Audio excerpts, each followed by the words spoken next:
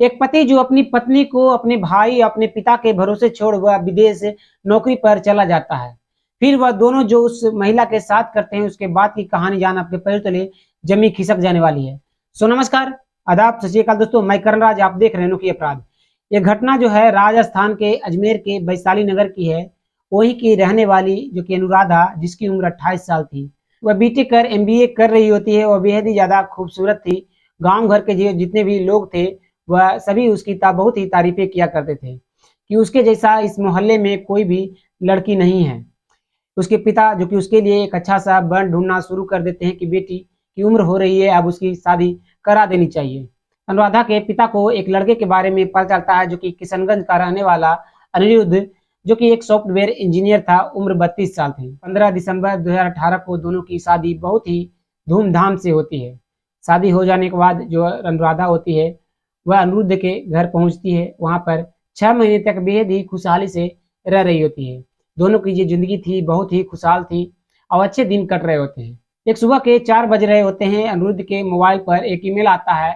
वह मोबाइल को उठाकर उस ईमेल को देखता है तो काफी ज्यादा वह खुश होता है। वह अपनी के पत्नी के कहता है कि मुझे आज प्यार करने का मन है, जो कि मैं कुछ दिनों के लिए यहाँ पर रहने वाला हूँ, जो मुझे जॉब मिल गई है।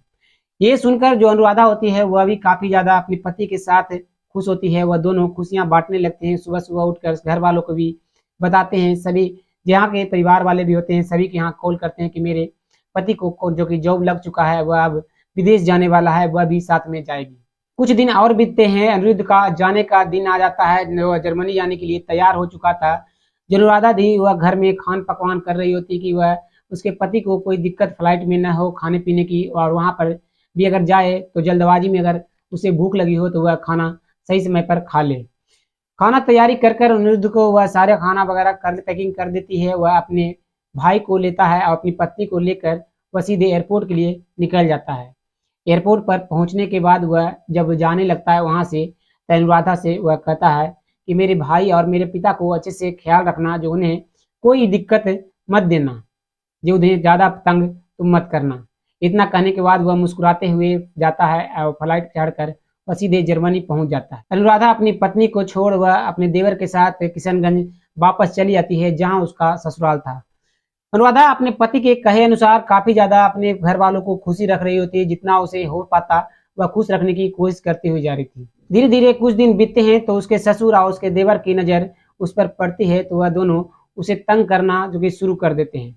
ऐसे ही तंग करते हुए जाते, लेकिन अनुराधा समझ नहीं पाती कि आखिर वो उसके ससुर हैं या उसका देवर उसे तंग क्यों कर रहे हैं।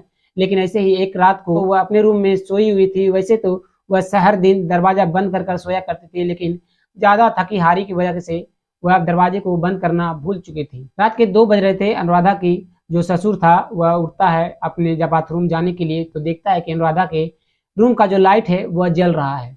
ये देखकर उसका ससुर जो होता है वह रूम की ओर आने लगता है और रूम के पास जब पहुंचता है तो अपनी बहू को देखकर वह उसकी जो नजरें होती है वह बदल जाती है। वह बाथरूम जाता है। वह बाथरूम के आने के बाद वह अपनी बहू के रूम में चला जाता है और लाइट को ऑफ कर वह अपनी बहू के पास सो जाता है। कुछ देर बीतने पर अनिरुद्ध का जो छोटा भाई था उसकी भी आंखें खुलती है। वह बरामदे की ओर आता है तो देखता है कि उस रूम से कुछ आवाजें आ रही है। वह अपनी भाभी के रूम की ओर जब जाता है तो देखता है कि उसके पिता और उसकी भाभी जो कि है वह मना कर रही है, लेकिन उसके पिता वह सब चीज करते हुए जा रहे हैं। वह चुपचाप से खड़ा होकर ये सब देख रहा होता है। वह जब उसके पिता वहां से जाने लगते हैं तो वह तुरंत अपने रूम में चला जाता है। जाने के बाद कुछ देर और बीतते हैं। जो अनिरुद्ध का भाई था वह भी उस रूम में चला जाता है अनिरुद्ध की पत्नी के पास। वह भी उसी वही चीज कर रहा होता है जो उसके पिता कर कर गए। अगली सुबह जब होती है वह अपने कपड़े वगैरह सरिया कर वह वहां से जाने लगती है, तो उसका जो ससुर होता है वह कहता है अगर तुम इस घर के लांग दोगी तो तुम्हें पति से और मेरे हम घर परिवार से सारा से नाता तोड़ना पड़ेगा, और वह चीजें अगर किसी को कहोगी तो तुम्हारी जिंदगी भी बर्बाद होगी और साथ में तुम्हारे पति की भी जिंदगी तबाह हो जाएगी। इतना कहने के बाद अनुराधा जो होती है वह वापस अपने रूम में चली जाती है कि कहीं उसका पति कुछ अलग कदम ना उठा ले। इतना कहने के बाद वह अपने रूम में पहुंच जाती है और वह हर दिन इस दर्द को सहती हुई जा रही थी। दिन बीत रहे थे। अनुराधा जो थी वह काफी ज्यादा परेशान हो चुकी थी। तब वह अपने पति के पास कॉल लगाती है कि मैं भी तुम्हारे पास जर्मनी आना चाहती हूँ। उसका पति कहता है ठीक है, अगर तुम जर्मनी आना चाहती हो तो ठीक है, मैं वीजा के लिए अप्लाई कर देता हूँ। वह वहीं से वीजा के लिए अप्लाई करते हैं और कुछ दिनों बाद ही अनुराधा को वीजा मिल जाता है। वह किशनगंज से सीधे जर्मनी के लिए चली जाती है। जर्मनी जाने के बाद कुछ दिन तो वह ठीक रहती है, खुशहाल रहती है, लेकिन धीरे धीरे अचानक से उसकी तबीयत खराब होना शुरू हो जाती है। उसे तुरंत हॉस्पिटल में जो कि भर्ती कराया जाता है। अनिरुद्ध की पत्नी जो अनुराधा होती है उसे डॉक्टर चेक करते हैं तो बताते हैं कि उसके पेट में जो कि 2 बच्चा पल रहा है। ये बात सुनकर अनिरुद्ध जो होता है काफी ज्यादा खुश होता है। उसी बीच में डॉक्टर कहते हैं कि एक बच्चा तो सामान्य है, लेकिन दूसरा जो बच्चा है वह सामान्य नहीं है, जो कि उसे गिराना पड़ेगा। जब ये बातें आती है, डॉक्टर जब उसे अनुराधा को बताते हैं तो अनुराधा भी तो कहती है कि मैं उस बच्चे को गिराना नहीं चाहती। लेकिन वह डॉक्टर समझाते हैं कि अगर वह बच्चा इस दुनिया में आएगा तो उसकी मानसिक स्थिति जो ठीक नहीं रहेगी, वह कभी भी इस दुनिया से जा सकता है। अनुराधा तैयार हो जाती है और एक बच्चे को जो कि वहीं से गिरा दिया जाता है। कुछ दिनों बाद ही जर्मनी से वह किशनगंज पहुंचती है और किशनगंज आने के बाद वह एक बेटी को जन्म देती है। वह ससुराल में रह रही होती है, लेकिन जो उसके ससुराल वाले थे, उसका ससुर और उसका देवर, जो वही चीजें वह कहानी फिर से उसके साथ दोहरा रहे थे। वह एक दिन अपने पति के पास कॉल लगाती है और कहती है मैं जर्मनी आना चाहती हूँ। जो अनिरुद्ध होता है वह तैयार हो जाता है कि ठीक है, अगर तुम चाहती हो तो मेरी बेटी का वीजा मैं तैयार करवा देता हूँ, अब तुम दोनों यहाँ पर चले आओ। वह सोचती है कि वह वहाँ पर पहुँचेगी तो उसके पिता के बारे में वह सारी चीज़ें बताएगी। वह वहाँ पर पहुँचती है, कुछ दिन अच्छे से बीतते हैं, वह सारी चीज़ों को बताती है, लेकिन अनिरुद्ध उस बात को गौर नहीं करता है।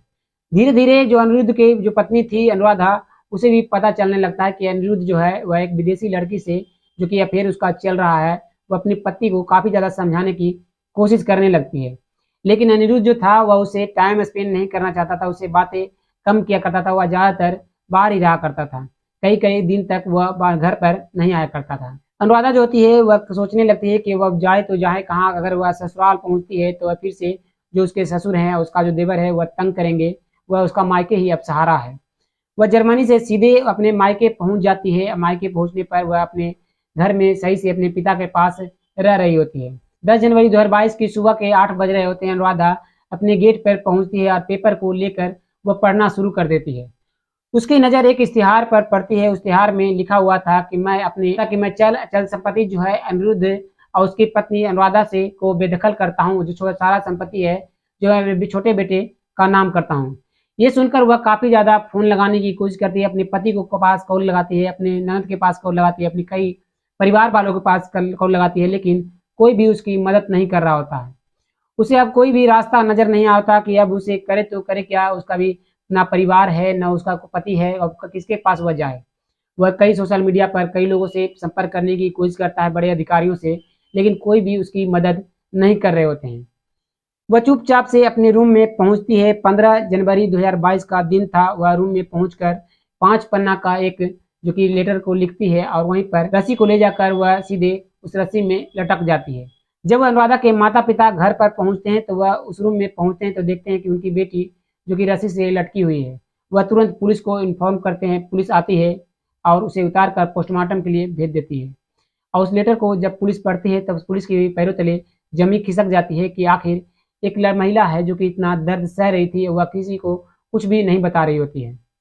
वह तुरंत पुलिस जो होती है वह तुरंत कार्रवाई करती है और उसके ससुर और उसके देवर और उसके पति को जर्मनी से बुलाया जाता है, लेकिन उसका पति जर्मनी से आने के लिए मना कर देता है। उसके पति और उसका देवर जो है आज जेल के सलाखों के पीछे हैं। तो दोस्तों, अनुराधा की जो बेटी है वह बहुत ही खुशी से अपने नानीहाल में रह रही है और अच्छे से उसकी जिंदगी कट रही है। अगर अनुराधा अपने ससुर अपने देवर के खिलाफ रिपोर्ट जाकर पहले ही लिखवा देती तो वह आज इस दुनिया में मौजूद होती। आप इस घटना के बारे में क्या कहना चाहते हैं, कमेंट में अपना राय जरूर दीजिएगा। फिर मिलते हैं एक और सच्ची घटना को लेकर। तब तक के लिए धन्यवाद। जय हिंद।